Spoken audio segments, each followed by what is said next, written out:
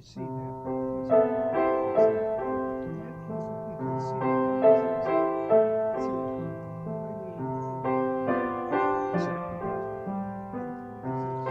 The city of Troy, King Tut's tomb, sunken Spanish Armada gold. The efforts of historians and explorers compelled to discover lost treasures are the stuff of legend, as well as popular film and fiction. For Bremerton-born Michael Jay Mjelde, a passionate maritime quest began at age 17. That's when he stumbled upon a yellowing periodical recounting the intentional burning of Glory of the Seas, a legendary windjammer just off the shore of West Seattle at Fauntleroy 1 century ago. The story of that immolation fueled his lifetime of research and writing.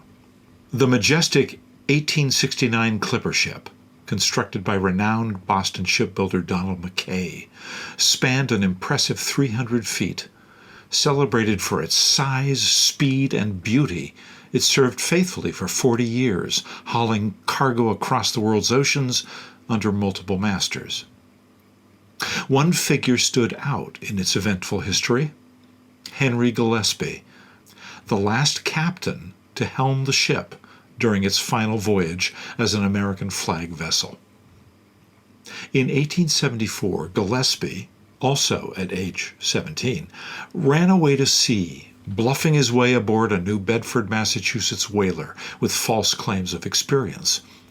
When the truth emerged, he faced relentless bullying and beatings from the crew, leading him to desert the ship the first time it reached port.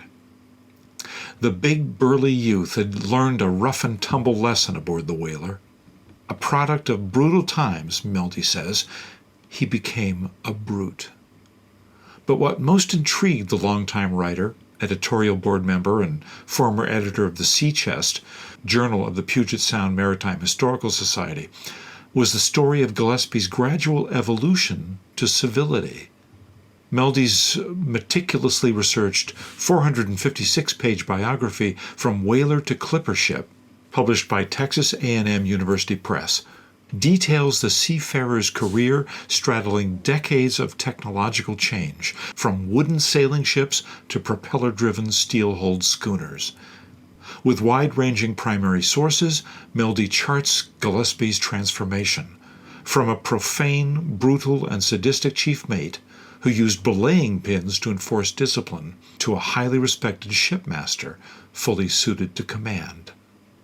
Mjelde credits much of Gillespie's rehabilitation to his wife Catherine, a Liverpool-born milliner, who helped him change his violent ways.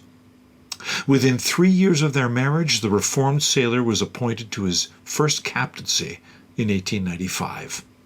His 3-year tenure between 1906 and 1909 with Glory of the Seas, then consigned to the boneyard of Bainbridge Island's Eagle Harbor, proved bittersweet. Despite the ship's continued seaworthiness, it was converted to a barge, then burned for scrap metal. Undaunted, Gillespie became captain of a U.S. Navy tanker during World War I. The helmsman made repeated trips across the Atlantic through submarine-infested waters. Eat your heart out, Indiana Jones. In our first then photo, taken for the Seattle Times on September 30th, 1908, this portrait of the boneyard at Eagle Harbor features a line of classic sailing ships. Glory of the Seas is second from the left. On it, Captain Henry Gillespie made several long voyages, including one to Callao, Peru, before the ship's owners converted the classic windjammer into a barge.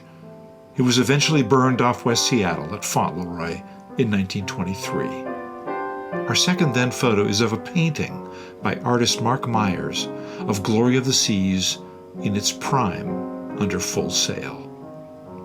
In our third then photo, the only known portrait of Henry Gillespie from his U.S. passport. And our now photo. On the beach below Rose Loop Northeast at Bainbridge Island's Eagle Harbor, Michael Jay Mjelde holds a copy of his book, From Whaler to Clipper Ship. Over his shoulder can be seen the boneyard, still used by Washington State ferries to anchor their mothballed ferries.